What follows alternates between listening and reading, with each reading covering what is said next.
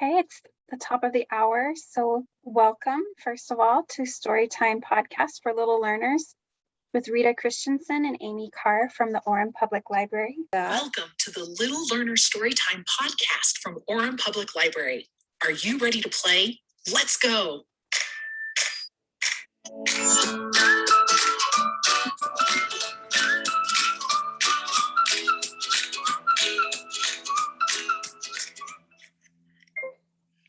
Welcome to Storytime Podcast for Little Learners. I'm Rita Christensen.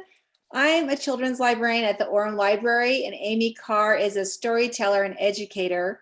There she is, that has years of experience as a volunteer and paid teller in our children's library.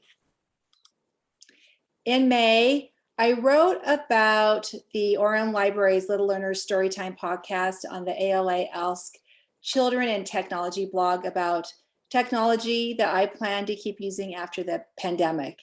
And at that time, we felt we would soon be returning to normal services.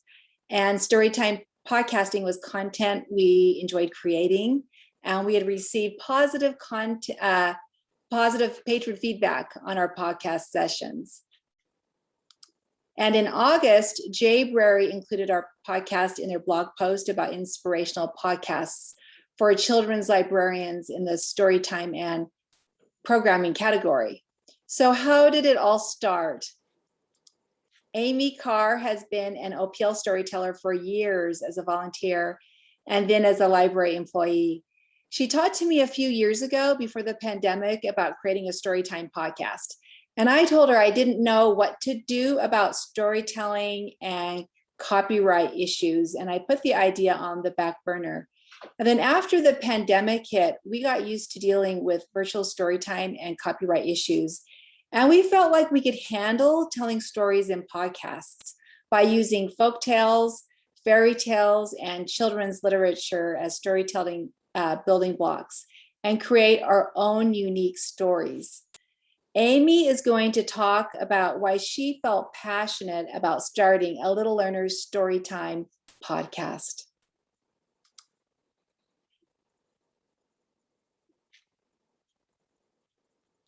I muted myself and then got lost. Hi, everyone. Thanks for joining us today. I, many years ago, had the opportunity to present at a Head Start conference, and I had been asked to present to parents about the 5 early literacy practices.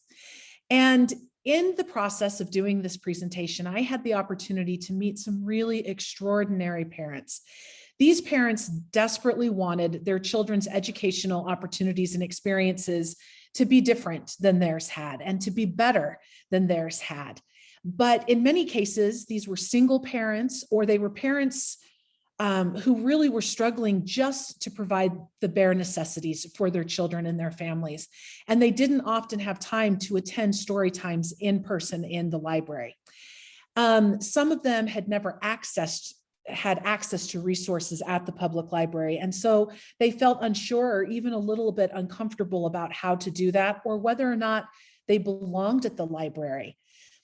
So the question came up, how could these parents and children who were encountering these early literacy practices for the first time access the benefits of story time? How could we help model what these practices were and how to use them? These parents had the desire, they just needed a little bit of modeling and a little bit of training. So how could we bridge that gap for them? During that time, I also started listening to a lot of podcasts, and I started to see that there could be a real opportunity to reach a greater number of patrons. We have amazing patrons who come to our in-person story times, but I did start thinking about these parents within our community that maybe couldn't do this. And so a podcast seemed an excellent way to break down those barriers of physical location or specific time. It would allow all the patrons of the library to access the benefits of story time. Podcasts can also be accessed in a variety of ways: computers, smartphones, tablets. And now we find that many individuals or homes have access to at least one of those things. It also was an alternative to screen time. And I love the idea of a podcast because it helps to develop those crucial skills of listening, following directions, improving focus, developing imagination, and then having children engage with stories on different levels in different ways. It gives children and parents another opportunity for positive interaction together. And it models the 5 early childhood practices and shows how easy those are to implement in their everyday interactions and everyday routines with their children. So that really was the driving force behind considering a Storytime podcast. Amy had really great ideas as a storyteller for a podcast, but I had to figure out how to create and host the podcast at no cost. I didn't have any funds for that. And I've attended sessions on podcasting through ULA training, and that was really helpful. And I also did my own research, and I looked into a variety of ways to go about the process. And I first needed to assess what technology I had that could be utilized for podcasting. I do have access at my library and at home to high-end tech and applications, a sound booth, Adobe Cloud products, Macs, professional microphones, and Amy also has access to the same technology. But I decided to pick tech that really all you need is a cell phone, a computer, and a headset microphone. Additional tech would be optional. Additional tech would possibly consist of digital audio editors or recording application software to have flexibility in editing our audio recordings, such as Audacity and GarageBand. You need to host your podcast recording somewhere. When you start Googling how to start a podcast, it can be confusing and overwhelming. There are paid hosting sites and there are free sites. So I'll just go over a few sites to show you the things that I had to consider and what the range of options are when you're deciding to host your podcast. And I'm reviewing them based on their free options because that's what I was looking for. So the first one that I read about was Internet Archive. You create your account, you upload your audio file, you can grab your URL to your page where you're hosting your podcast, or you can download your file in multiple formats for social media or your website. The advantages are that it's free. There's unlimited storage space and bandwidth, and that's why they have 52 million items that are in the Internet Archive podcast category alone. I've used this website for little sound bites and sound effects. They also have videos in there. There's so many items. And so that's really appealing. The disadvantages are that you have to create your audio files for your podcast on your phone or your computer through Audacity or GarageBand or whatever software you have. There's a very basic interface for where you are uploading your podcasts. And so you might want to create a website to post on. Internet Archive does not distribute your podcast, and you must openly license your material. Another application I looked into was Buzzfrout. It's free and fee-based. So the free version gives you 2 free hours a month to upload. Okay, so you have 2 hours of material that you can post on their site, and that is great if you are not planning to do a lot of podcasting. It's also right at disadvantage if you need more time than that. It does have advanced stats. It allows unlimited team members to join your account. It will promote and list your podcast to top podcast directories that you select, like Spotify, Pocket Casts, Google Podcasts, and Apple Podcasts. A disadvantage is that you can only host your podcast for only 90 days for free, and then those are deleted. So another one that I looked into was Podbean. It's free and fee-based as well. There's a little bit of improvement from Buzzsprout in that you get 5 hours a month of upload space for free. Again, if you need more than that, that's a disadvantage. It does give you a website with some themes. The themes are basic, but it's fine. If you have some ability to improve your website through HTML and other means, then you can do that. There are in-depth statistics. It does create an RSS feed that distributes your podcasts. A disadvantage is that you can't publish to Spotify without one of their paid accounts. So another platform that I looked at is Anchor, and this is the application that I know best. I'm not promoting it, but my Anchor evaluation is more in depth because I chose to use this hosting service. It is owned by Spotify. It's free and fee-based. They do provide unlimited free hosting. There are no file limitations. They will promote and list your podcast to top podcast directories automatically. There is an easy episode builder. There's free sound effects and music tracks. It does have an audio editor on its mobile and computer application, and you can record people in different locations. It has informative statistics. It has a nice hosting website. You can upload your own art. You can pull in 30 seconds of music from Spotify if you have a Spotify subscription. So what is a disadvantage? Well, it's known for creating pod trash because it's so easy to create podcasts that many are, scrapped or ditched and they just don't last long. Editing is limited through their application and it's sometimes glitchy. So we'll create a quick podcast at the end of our presentation and we'll see if it glitches out. So let's go to our Anchor Little Learners website to see what the features look like. And bear with me, I'm just going to resize my screen sharing window so that you can see the website. Okay, so here is our public site. You can see it's going to promote Spotify, of course, because that's who owns Anchor. You can get messages from listeners. Here is where they are distributing this podcast to the other directories. So if you click on Spotify, for instance, this is what it's going to look like. All right, so if we go to Apple Podcasts, that's what that looks like. And here's Breaker. So it has kind of a different view on the different directories. And then people can choose where they listen to the podcast because everybody has their favorite location. But you can also listen to it on the Anchor website. And you can see here that it's listing all of our episodes. And there is a sharing icon. You can grab this URL here and you can list it on your website or share it on social media. And it looks really nice when you do that. There is also some embed code. So if I take that code, I can list it on my website and I've done that here. So I'm going to my Kids Zone website and you can see here's beach vacation and I can just play it right here on the website. It has this nice little wavy line to indicate it's audio.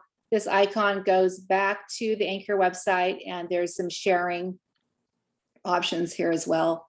If we go to the dashboard, so this is behind the scenes of the podcast, you can see that it's going to give you the options here too. You can push it right to Twitter and Facebook, and I've actually used this to do that. It gives you some information about how many plays. So this podcast has had close to 1,300 all-time plays.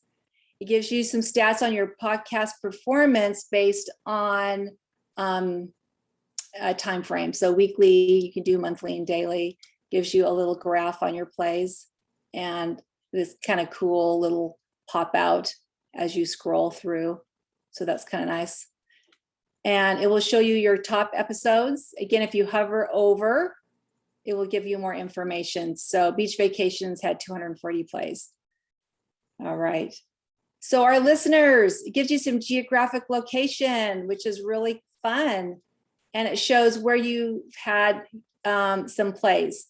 Now, one thing is that in the blog post, I indicated that we've had listens and plays all over the world. Someone suggested to me just at my own library, that it's possible that these are through a VPN. Okay, so and I have a VPN and I connect mostly to the United States and Canada. And so I did not think about that perhaps these aren't plays, that these are just connections from a device to another country. But anyway, United States showing this is where we're getting most of our plays. If you click it, most of our plays are through Utah, 30%, 10% California. If you click on Utah, then it's showing Salt Lake has our top amount of plays, 30%, Orem 28, American Fork 8, and then it goes down to some of these smaller cities. And so that's just kind of interesting. Our listening platforms gives you some statistics on that. Our plays are mostly through Apple Podcasts. So that's why pushing out your podcast to a different directory is important. So people have a choice of where to listen. Spotify is next, Anchor, and then Google Podcasts. And it also gives you some stats on the devices. iPhones are our top listening platform, then web, Android, and then it even shows smart speakers. So here we're seeing stats on gender. 91% of our listeners are female. And if you go over here to age, you can see that 60% of our listeners are between 28 and 34 years of age. And it also gives you stats with a percentage on the next popular age group. If we go to episodes, it shows you right here, your episodes and some stats there, the length, how many plays you've had. If you click here and click view episode details, you can get some stats here as well and individual links and so forth. And here, this is showing this segment, like all of our little segments that we put in there. Okay, so that is your overview of a few select hosting platforms and what they offer. And once you've decided on your platform, you need to think about podcast storytime development, and Amy will talk in depth about that. Thanks, Rita. So first and foremost, I have to tell you, just because I listen to podcasts doesn't mean I had any experience with podcasts. I absolutely did not know how to do a podcast. So as you're listening to this and as you're contemplating this, I don't want you to get overwhelmed with this. I came into this with literally no experience at all. I can use technology if someone shows me how, but I'm not particularly savvy with it. So that was a little intimidating coming into it. But Anchor, the platform that we chose to use, like Rita said, has a very easy interface. So it was very, very easy to figure out how to record and how to edit.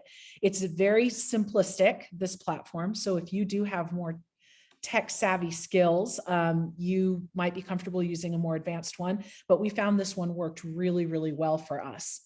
It took a couple of sessions doing a couple of the podcasts to, of course, get more comfortable with it. But once I did that, I really did start to feel very comfortable recording and using the technology. So, of course, the first thing that you have to ask yourself is, what is your purpose? In doing a podcast, what is it you're hoping to accomplish? Do you want to provide an entire storytime focus, or are you hoping more to do little bits like nursery rhymes or stories, or focus more intently on a certain skill? For the Little Learners Storytime Podcast, I really wanted to provide an entire storytime experience. I wanted to replicate the experience that they would be having in the library on a podcast. And I wanted to be sure that we were emphasizing the 5 early literacy practices and modeling ways that those could happen in everyday interactions. The second question we had to ask was who the target audience was. What ages are we gearing our podcasts for? At Orem Public Library, our story times are geared typically for ages 0 to 5. And so I wanted to try to create a podcast that could reach all of those ages. And so I tried to include activities in each of the episodes that could cover a range of abilities and a range of ages. How long do you want it to be? I chose 20 minutes because that's typically how long our story times are at Orem. And I figured that was probably a good length for families listening to it. I included a 5-minute segment at the end of every Storytime podcast called Behind the Story, where I really wanted an opportunity to talk as a grown-up to the grown-ups about what we had done in Storytime and why, what skills we covered and why those were important to their children. So just to have, to give them a little background knowledge and a little bit more insight into early literacy practices. Now, one of the big things that you have to take into consideration is that you have just lost your visual component. You are all auditory. And so that is going to drive some really important decisions for you about what to do and how to do it. And I want to break that down a little bit into some basic tips on some elements that I have included and the things I've learned as I've gone through this process. In order to make the podcast feel more interactive, I try to use lots of participation where I ask questions, where I ask parents and children to discuss things, and I give pauses, give them time to discuss, and then I ask questions and I pause to wait for them to give answers, hopefully in person. I just really wanted it to feel a little more intimate and like we were interacting. In every episode, I try to include very traditional songs and nursery rhymes as part of the story time. I really want parents to feel confidence in what they are already comfortable with. Many parents, despite whatever their literary experiences may have been growing up, are familiar with the basic nursery rhymes and songs. And so I wanted to include those to let them know how important those were and to help them feel comfortable. I wanted my content to be very focused on the 5 early literacy practices of reading, writing, speaking, talking, and playing. So I tried to find an activity that I could do in each of the Storytime podcasts that modeled these 5 principles and how easy they were to implement. Now, I have to say here, before I go into depth to any of our parts, as Rita mentioned, one of our huge considerations was copyright. This was one of the biggest obstacles. We decided that rather than going through the hassle of asking permission from publishers, it was easier just to create our own content. I love writing, and so I wrote the content for these podcasts myself. Now, this could seem like a very daunting task. This could easily also be shared between librarians. If you decided what different parts you wanted to include in your podcast, then you could assign different people to come up with that content for that particular part. So that's something that you could easily share. But this is a big part. I didn't want to take any chances of copyright infringement. And this is a big part of deciding what content you are going to use and if you're willing to go through the process of legally using it, which hopefully you are. So for our stories, I found that there was a wealth of stories that we could use. There were folk tales, there are fairy tales, there are Aesop's fables, and there are nonfiction stories. I even wrote several of my own stories. Like I said, I'm definitely an amateur writer, but I love doing that. And so that was fun for me to create just some of my own stories. But I loved having a blend of different types of literature to introduce to children and to parents, and to show them how you can take these traditional stories and make them your own. I used instruments and sound effects to tell stories. I want to play you a little portion of one of ours. In one of our podcasts, I told the story of 3 Billy Goats Gruff, which is actually a Norwegian folktale. And I wanted to use instruments to do this. And so I want to play you just a little piece of this from our podcast. This is from our 3 Billy Goats Gruff podcast. And Rita, or our session host, will you help me know if you can hear this okay? Okay. Today, we are going to use music to help us tell a story. I am going to tell you the story of the 3 Billy Goats Gruff, a Norwegian folktale. Have you heard this story before? It has 4 characters in it, and for each character, we're going to use a different homemade instrument to make their sound. I have my family with me to help play the different instruments. They are going to help me tell this story. First, we have Hannah. She is going to be the little Billy Goat Gruff. She has a plastic Easter egg filled with rice and taped together with just ordinary tape. It will sound like this. Next, we have my husband, Chris. He will be the medium Billy Goat Gruff. He is playing the bells. It sounds like this. My daughter is going to be the big Billy Goat Gruff. She is playing 2 wooden dowels. The sound sounds like this. And Matthew, my son, is playing the big, mean, hairy, scary troll. He is using a wooden spoon hit against a plastic pitcher. It will sound like this. So that just gives you a little taste. I really wanted to make the stories accessible. I wanted families to feel like they could take these fairy tales and stories and use them in their homes in different ways. So you'll notice that I tried to include how we were making the sounds using ordinary objects from around the house, and how you can include your family to do that. Incidentally, those were my teenagers as well as my 7-year-old and my 9-year-old. So it was a really fun family experience actually to tape that one. In a different story, I used a technique where children had to listen and use a particular phrase repeated back to me. I used the story Fisherman and His Wife, and we used the phrase where every time the fisherman goes out in the boat and summons the magic fish, he would sing, magic fish, please grant my wish. And so throughout the story, I challenged children and their parents every time in that particular part to sing that phrase with me. So there are so many powerful ways that you can tell a story on a podcast and model different ways to engage with the story. One of the techniques I used, we did a podcast on Black History Month. And in that, I told the story of Ruby Bridges. So there's also an incredible opportunity to introduce nonfiction titles and nonfiction stories. The next part that I use heavily in all of my story times is singing and songs. Now, I have to say too, I am not a singer. So the idea of, I have definitely gotten past singing in front of large groups of people in person if it's story time. I do not do that otherwise. But it was a little daunting at first to sing on a podcast and record myself singing. But again, I felt like it was really important for parents to just know that it doesn't matter how well they sing, that it's just the act of singing. And so I figure if they heard me do it, hopefully they would give them the confidence to do it as well. I relied on a website. There's several out there. I relied on one called pdinfo.com.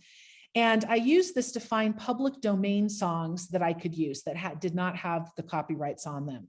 Now, I have to warn you, there are many, many familiar tunes on there, like Old MacDonald and Eensy Weensy Spider, but I was surprised also to find that there were songs like the Hokey Pokey and Head, Shoulders, Knees, and Toes that are not yet public domain. So I wanted, again, to be really careful about copyright issues, and I made sure that they were on that public domain list before I used them. I wanted to use tunes that children and parents were familiar with so they could easily sing along and participate.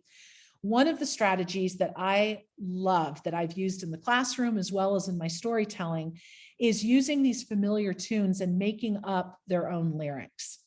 This is a great opportunity for children to practice using new vocabulary, to have discussions about new information they're learning, and to devise a fun way to retain this information. I want to share a portion that we did from a podcast called Snow, where I have children, I give them a moment to discuss with their parents how they would describe snow, and then we use that information in a song. So this is from the episode called Snow. Would you like to write a special song with me? Let's use the tune to the song Farmer in the Dale. The tune goes like this.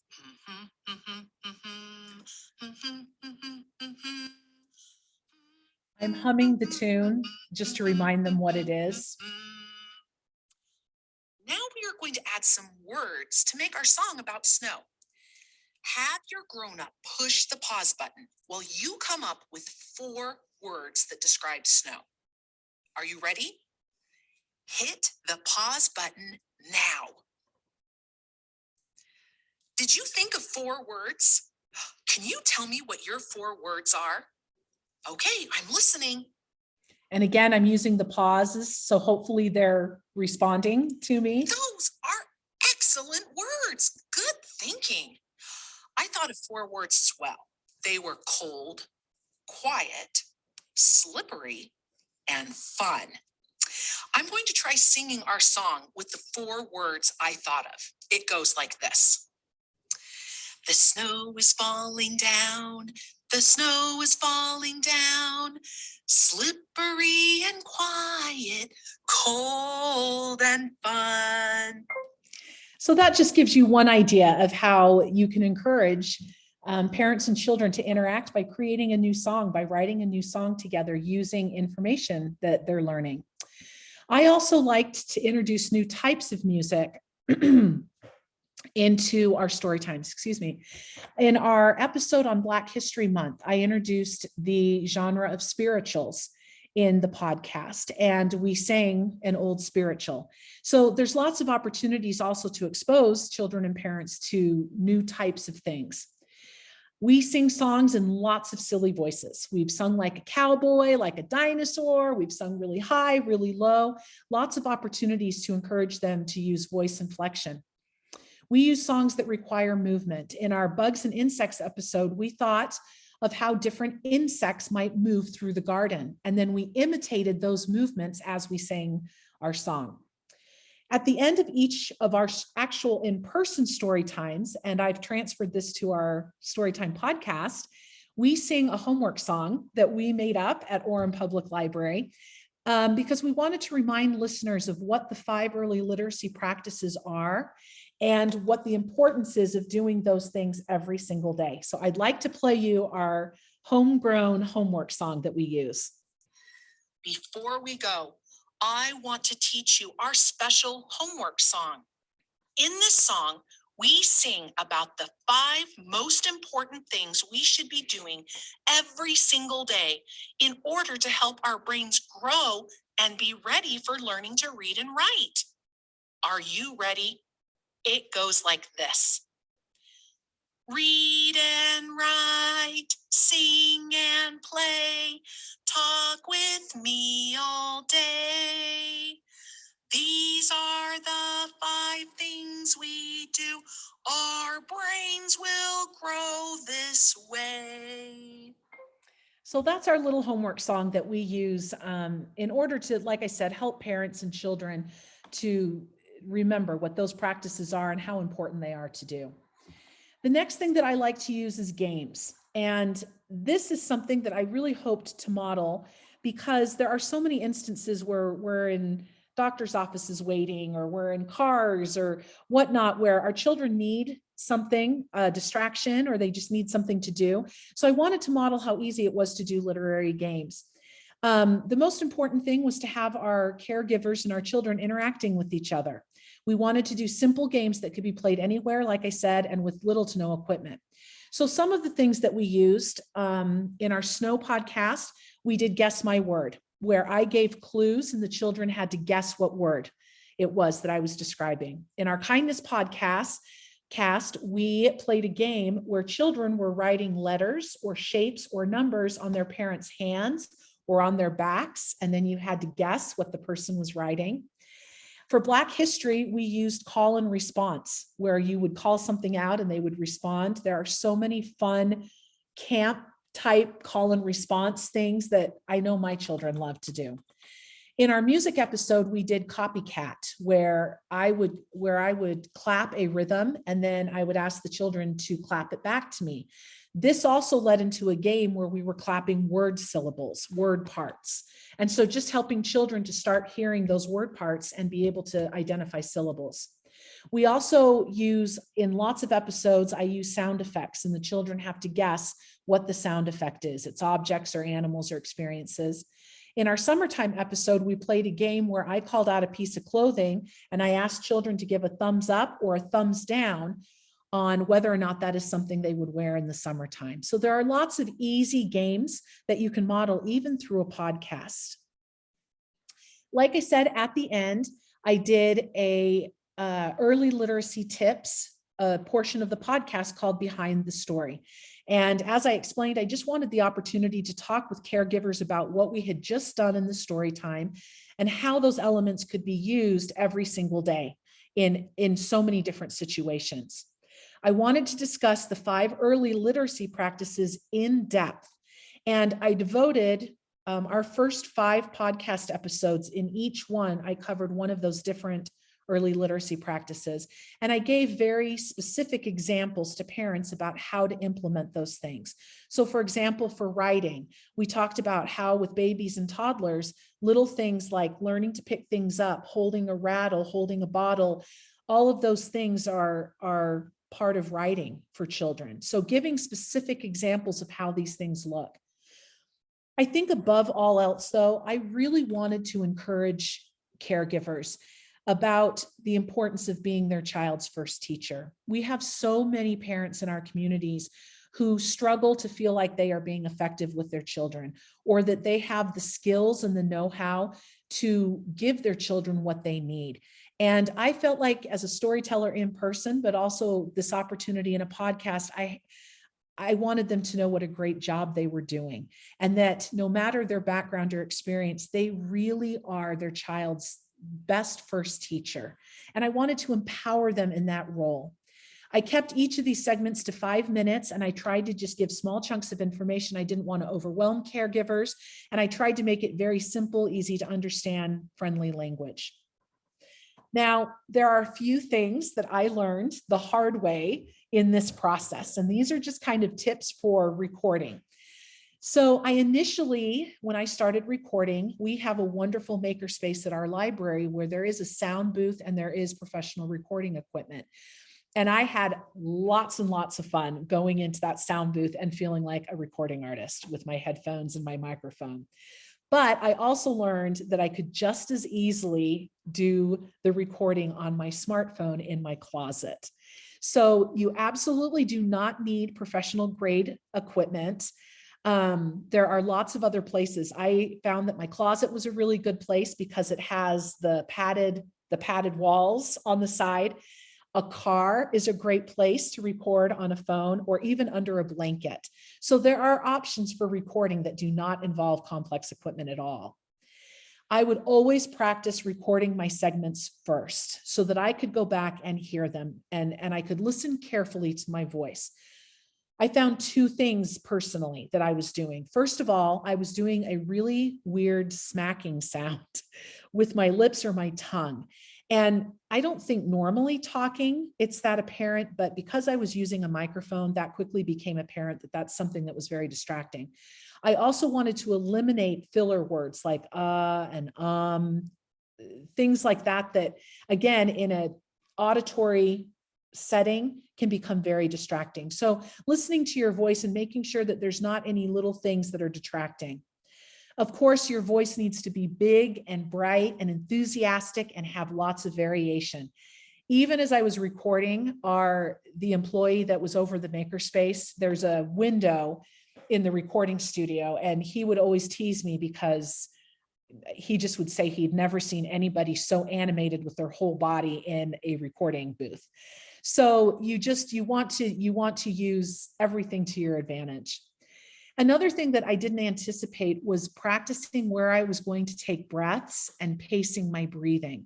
Again, this is something you don't think about unless suddenly it's auditory and you're listening to it. One last thing, I was able to access the library's paid account to a service called Sound Elements to utilize music and sound effects for the podcasts. I would highly recommend investing in a service like this because it gives you a wide range of really fun opportunities to add other elements to your podcast. I use lots of sound effects in my podcast. We play lots of games where we're listening to sounds, guessing what they are. I just use lots of clapping. It helps to break up the segments in your podcast, and it gives it that extra. So that is definitely something to consider. It makes your story times really fun. I want to emphasize again, though, don't be overwhelmed by this. I know this must all sound incredibly overwhelming. And when I started to dive into it, I felt the same way. But I very, very quickly came to find that this is a user-friendly process. And I hope that the value of what we were doing would override any of the tiny technical aspects that may not have been perfect. So I will now turn it back over to Rita to talk about putting it all together. Well, you can see why Amy's episodes have been popular, and she was featured in Jayberry because she's really phenomenal. But let's put it all together and let's create an episode. You can create a whole podcast on your mobile device, and she played some sound bites from her device, and I was hitting that also in the intro of our session. So I'm going to go ahead and resize my screen, and I might have to do it a couple of times depending on what happens here. Okay, so when you're here, what you can do is you just click new episode. Yep, and I do. I need to resize the screen. I'm just bear with me for a minute here. I just want you to be able to see all of this. So here's our new episode. And let's actually record, okay? So I'm going to click record. It asks for your input. I only have one microphone on this computer, so it's the default. I'm going to start recording now. Okay. Hello, friends. My name is Miss Rita, and I'm so glad you've come to play today. Now, if you don't like how you just sounded, you can go ahead and just keep repeating your phrase or your paragraph until you like it and cut it later. Or you can stop it, you can delete it and keep recording over and over. It just depends on how you want to do it. We'll just leave it there. And you can see right here, it's now processing what I just did. Now to edit it it's different on the mobile app than it is on the computer. But on the computer, you need to drag it over here to this right side so that you can edit what I just did. So I'm going to click add to episode, and then I'm going to click the three dots and say edit audio. So it's loading it up. Now you can do a couple of things. If you want to split it up, what you did into sections and then put in sound effects in between your sections, you can do that, and it can cut it up into multiple parts. Or you can just edit out what you don't want and put those in the trash, and then go ahead and produce it as just one sound file. So, and you can also make it bigger like this too. So you can see, sometimes it's very helpful. I don't like breaths a lot of the time, and so I cut those out, and it's easier to see if you make it bigger. So I'm going to drag this header over here. I can tell that's where I don't want that. And then you split it. So if you actually want all these parts, you don't put that in the trash, right? But I don't want it, so I'm going to put that in the trash. And you can play this. Hello, friends. My name is Miss Rita, and I'm so glad you've come to play today. Now, if you don't, okay, I don't want that, right? So I'm going to pull this header back here, right there. I'm going to split that. Now, that's the part I want, so I'm not going to put that in the trash. Right, so now if you don't like how you just said, we can listen to all of it, or I can just kind of, let's see, I'm going to zoom out. Maybe I need to zoom in. Okay, you can go ahead and just keep repeating your phrase or your paragraph until you like it and cut it later. Or you can stop it, you can delete it and keep recording over and over. It just depends on how you want to do it. Okay, so we're at the end. Now I can see the trash icon. I don't want this section right here. I hit trash. See, now it's only leaving this section. I am going to click save. Do I want it in multiple segments? No, because I put two pieces in the trash. There's only one section left. I'm going to say save as one new segment. Now it's processing it. And you'll notice as we do this, as we make changes, it keeps adding these sections on the left side. It seems a little annoying, but I've created mistakes in processing and editing it, and I was happy that I had these saved over here on the left side, and you can delete these sections as needed. So it's processing it. And let's add some music. Add background music here. You can also do it here. I'm going to add it here. So you can hear the music.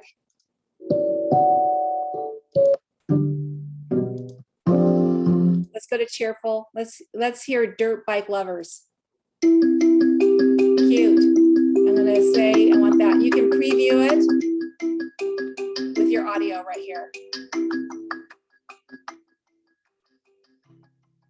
Hello, friends. My name is Miss Rita, and I'm so glad you've come to play. I'm clicking apply. I'm going to say I like that. And then you'll want to rename it. I want to remind you, I'm going to take this out of the section. I'm going to say remove that from the episode because I want this part. I want to remind you that whatever you name this here, it will show up in your podcast. I didn't know that until I was listening to this in my car, and the segments showed up on my screen in the car, and I didn't realize the names were going to show up. So if you name it something snarky, it's going to show up. So don't do that. So I'll just say this is hi friends. So whatever you want it to say. I'm going to add that to the episode. It shows up. Now let's say I want to transition. You can hear the transitions. Let's say I want bling. Oh, as a children's librarian, we like that. It sounds like a magic wand. And if you have other segments that you want to add or you've recorded, go back to your library. And I pre-recorded one in here called Oak Tree, and I'll add that. So here's the session, and you can preview the whole episode right here.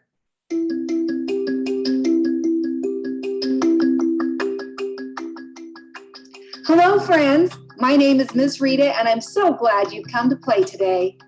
Now, if you don't like how you that one didn't end up with the edit. So what you'd have to do, that's a glitch. Maybe I added it to the wrong one. So what you would do is you could say, uh-oh, I made a mistake. I actually don't want that one. Go ahead and remove that from the episode. Find the one that you actually wanted and add it. And the thing is I have it. So there's hi friends. Here's hello friends. This is what I wanted it to sound like. Okay, so let's say I added that in. Now they're out of order. It's right here. Okay, so we can move this back.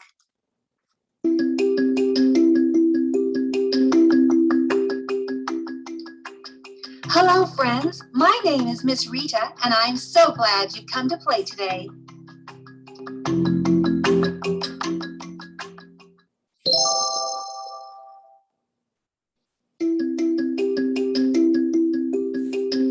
This isn't how we Come really would outside want it. and join me under As an the old example. oak tree for story time. Okay, so let's say that we like that. You're going to say save episode.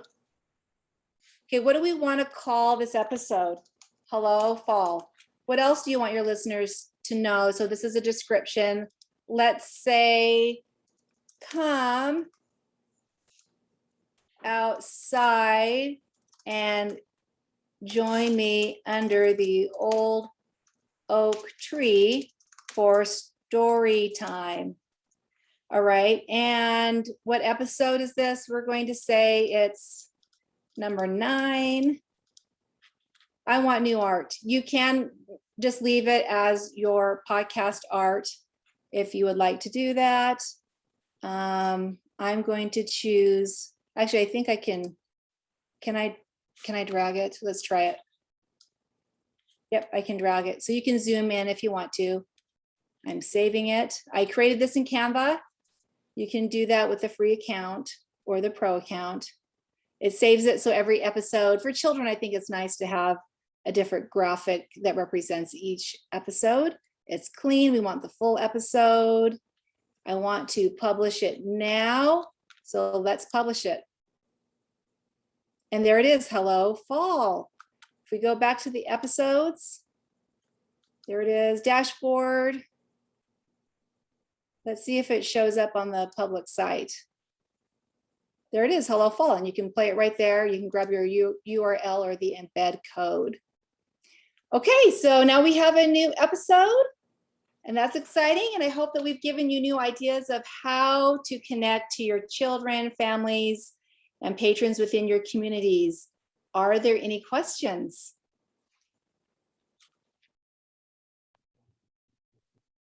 Something that I just want to add really quick. Something I learned early on, when you are creating the podcast, as Rita showed you, and you have your library over here and you're dragging over the episodes and you're building a new episode, at the top, you'll see it says save episode. You want to be sure that you are doing that periodically, because if you leave that and you come back, you will lose what you have there. That happened to me a couple of times. So just be sure that you are frequently saving your work as you go along so that you don't lose anything you've done. Really good advice. Thanks, Amy. Okay, I think that we're probably good to wrap. Did you guys is there anything else that we missed? Any last comments that you wanted to make? Okay, I think we're good. I just wanted to thank you, Rita and Amy, for your time, your expertise. There was really a lot here, and I'm really excited for libraries to be able to access this. So thank you so much.